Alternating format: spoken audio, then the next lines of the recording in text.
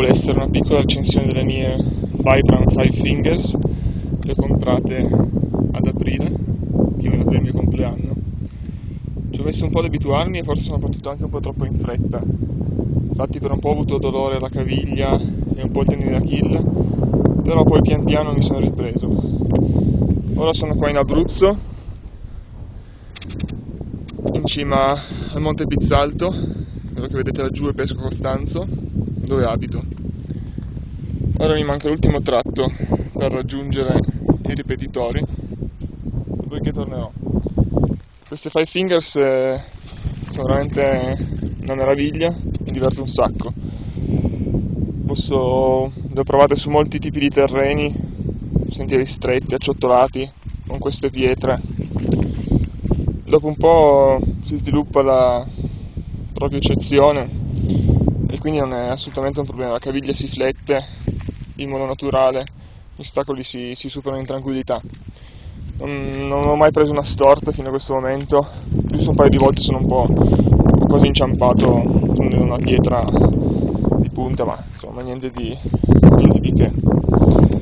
Appunto ci si diverte davvero tanto, è bello sperimentarle su molti tipi di terreni, pietrosi, erbosi, fango, bosco, e corro, c'è uno spasso. Poi se uno sviluppa un po' la propria tecnica di corsa, un po' per il trail running che adesso sto provando a fare, diventa davvero molto bello e divertente. Niente, adesso mi faccio 2 passi e poi faccio una corsetta giusto per darvi un'idea della cosa.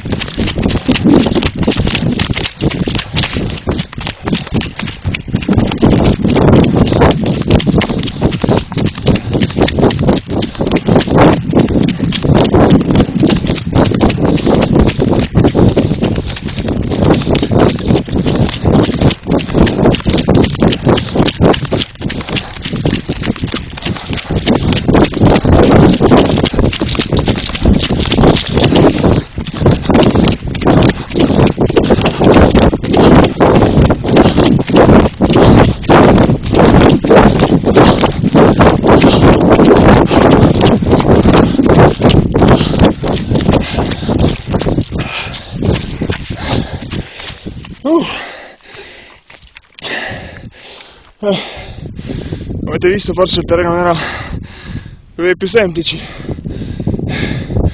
però è stato veramente divertente scendere. La cosa fondamentale è sviluppare una buona tecnica di corsa.